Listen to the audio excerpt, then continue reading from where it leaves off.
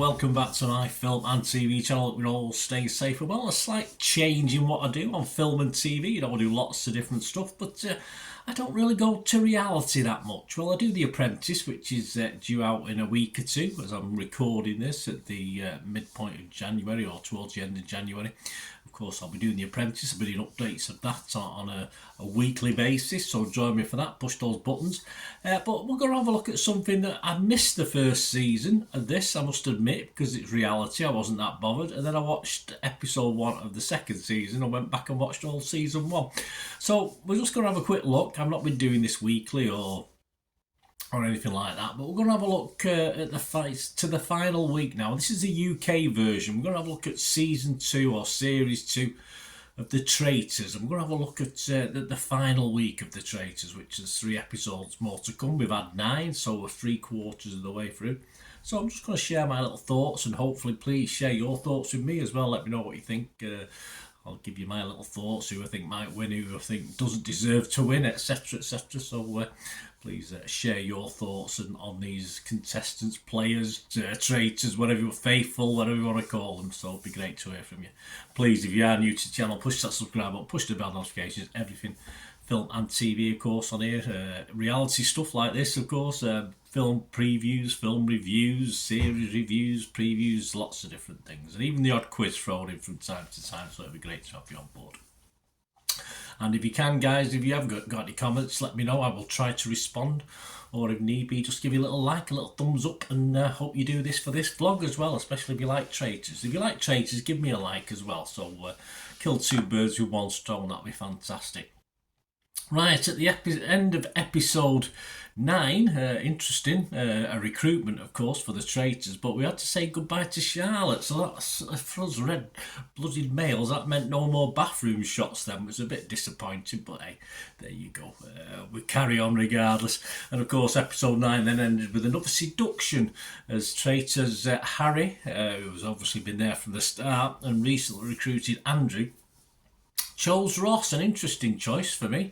Ross, of course, whose mother was bumped off not too long ago, will strike if the opportunity arises. He's already said that in his little interview, Oscar, where they do a little interview in the room, or it's not the hotel they're staying at, well, it's obviously that little traitor's room, isn't it? It must be in the castle. So he will strike if need be. He will do that, and of course, his fellow traitors are probably asking for it. Well, there's certainly one who's asking for it. I mean, let's think of Harry, who certainly can become Hercule fucking Poirot, can't he, at some stage at the round table? But all of a sudden, he sort of then stabs another traitor in the back. Yeah, absolutely amazing. I mean, that episode where he just rattled off and got Paul out. I mean, how they can sit there and listen to all this in-depth analysis, which he's not been doing for most of the show, and just sit there and congratulate him was quite funny. And poor old Jazz looked on, didn't he, in dismay, because he'd been saying it all along. But for me, the main reason is the faithful usually have a slight advantage in this competition. I think I've not watched the other versions on it, I've only watched the UK version, is that when the traitors do have to recruit late on, or they do recruit late on, these additions tend to rock the boat, don't they? Rock the traitor boat and cause friction. So, yes, we'll talk a little bit more about that in a minute. So what I'll do, I'll have a quick look at the chances of the remaining candidates. I'll name names now. Harry, of course. Let's start with Harry. He's the best. Let's start with the traitors first. A couple of days ago, a couple of episodes ago, he was 1-2 on to win this. Appears not surprising a favourite. There's no latest odds after the episode 9 show, so I can't do that. I'm only going off what was probably at the end of episode 7, start of episode 8. But only Jazz seems to be onto him, doesn't he? But slightly frightened to take him on, though. And can you blame him? I know Molly's having a go at him about being secretive. What are you supposed to do? Come on, you know, Molly, just understand what's going on here. You can't be too open with these things. You have to go and speak to people in secret, and everybody's doing it. But obviously, Molly's so I won't say in love with Harry. That's the wrong word, but so believing of Harry that obviously it's a problem. I think Jazz, of course, at the moment is the biggest danger on the faithful side, and perhaps the traitors should have either murdered or recruited him rather than Ross. But I can see the point, because Harry seems safe, though it's amazing that the faithfuls are accepting his sudden Inspector Morse-like skills of deduction without question. But like Aaron, I suppose, in series 1, he's one of these sort of, he's a nice, lovely looking lad, innocent looking, butter wouldn't melt category, we used to call it in my day, the old days. So that's obviously winning it for him. Will the fact that, will that bit cause a problem? I mean, of course, Molly knows about him keeping the medal, doesn't she? Will the fact that he's got the medal raise suspicion? Because he will admit to it, of course he will the day after, but of course, it must raise suspicion, because I think most I can't think back to all of them, but I think most of all, or all the players who won the Shield, not the medal, the Shield, isn't it? The Shield previously have admitted it, and it's only sort of, is that going to cause a few doubts? Molly knew this, of course, and she sort of said to him, "You have to admit it," and he said he will, which I think he will. But of course, Molly is really loyal to Harry. And it is understandable because of the age as well, they stick together. I just hope when he comes clean that the faithful that are left and the gradually being weeded out, they start to question him a little bit more. Spoiler alert, I don't really want Harry to win this. He's not one of my favourites in this show, although he's doing a flipping good job at this point in time. What about Andrew? Well, Andrew, yeah, he was 22-1 a couple of days ago, just as he was put into the Traitors. And I thought, of course, he was given a little option. If you either stay in the game, or you say you throw yourself on your sword and get murdered. It's as simple as that. If you do the dirty on the Traitors and don't join them. I wouldn't mind him winning, actually, Andrew. I quite like Andrew. I think he's been pretty solid all the way through. He struggled early on into the series. People were suspecting him left, right and centre. But as at this time, 3/4 of the way through, the heat sort of got off him a little bit. And he may spring a surprise, but I think the nervousness is showing with Andrew. He seems to be taking on board the role of traitor a little bit better, but it doesn't stop him being a little bit nervy out in the actual out on the missions, etc., etc. He's changed. He's definitely changed over the last 2 or 3 days, if you like, of the series. But with Harry as a mate, he may be well put back in the firing line very, very soon. So he's an awful one. I wouldn't mind Andrew winning it. Ross, well, obviously now just been recruited, Ross, hasn't he? 28-1 he was standing, so he was one of the rank outsiders.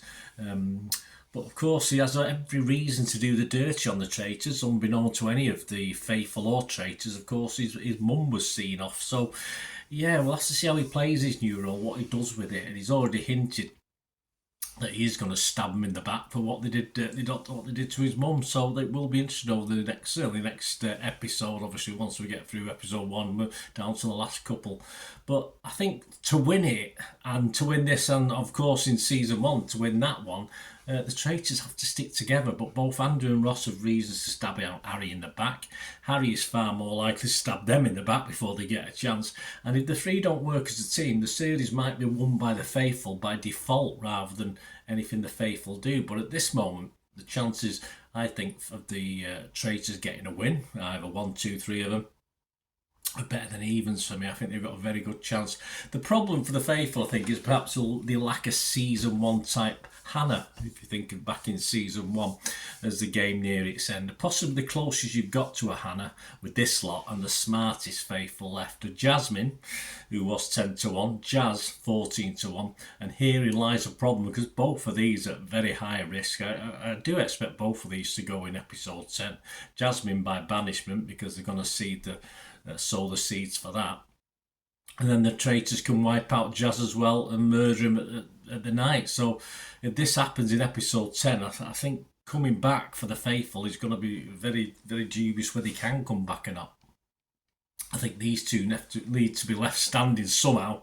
Obviously, they win a shield, or to sort of stay out of being murdered. But of course, one of them's going to go, because I think one's going to get banished. But unless there's an errors made on the Traitors side, of course. But what about the other faithful? Well, we've not got many left to talk about, have we? We're left with Molly, of course, who is the second favourite to win, or was the second favourite to win this show. She's a perfect faithful, and she's trusted by everyone. And the trouble is, she trusts everyone back. So, well, more or less, she has the odd ones, but she's very trusting. Of course, she's only a young girl; she's bound to be. I'm not saying that from any sort of derogatory sort of thing. It is what it is. That's just how it is. And of course, she's very loyal to the master traitor, Harry. So surely she'll make. I think she'll make it to the final, but she will need others to mess up to actually come away out of this with some money, because she's far too naive when it gets to that final to know there may be a traitor or two in there, and she'll think it's all hunky dory and end up perhaps losing out.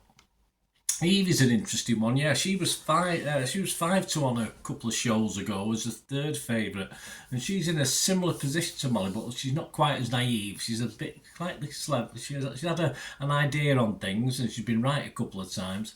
And I think there's definitely a final on the cards, because I don't think the Traitors will get rid of Evie just before the end. There'll be others they can go for. And I think she might be able to suss one or two out, but perhaps she will, with the help of a very, very wild card, and the only person that we've not talked about so far, of course, Zach, who again is one of the outsiders, or was one of the outsiders at 25-1, and he's interesting.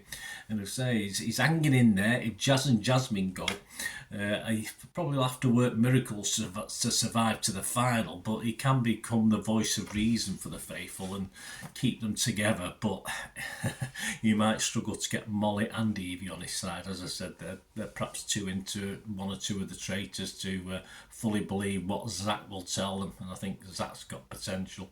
So in conclusion for me, the Traitors, who of course were in a very strong position at a similar stage of season 1, but then they went into meltdown, mainly caused not just recruiting, but the fact an element of greed as well, which is obviously, it's like anything. Greed is always dangerous, of course, in something like this. If one of the Traitors, Harry, wants to win the lot, that can come into it. So yeah, but they were in a similar position, I thought, the Traitors in season 1 to what the Traitors are in season 2.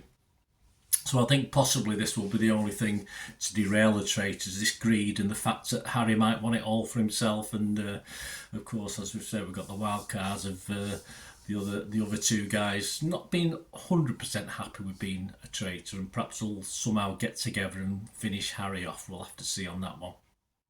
We'll have to see what the Traitors' master plan is now that Ross has been added to it. Personally, yeah, I'd like Andrew to win from the Traitors. He's a standout for me. And from the faithful, probably Evie and Molly are my two favourites from them two. So if all three of those win, they can't, can they? So obviously if one of them wins, Andrew. If a couple of them win, to include Molly and Evie, of course, I think that'll be great.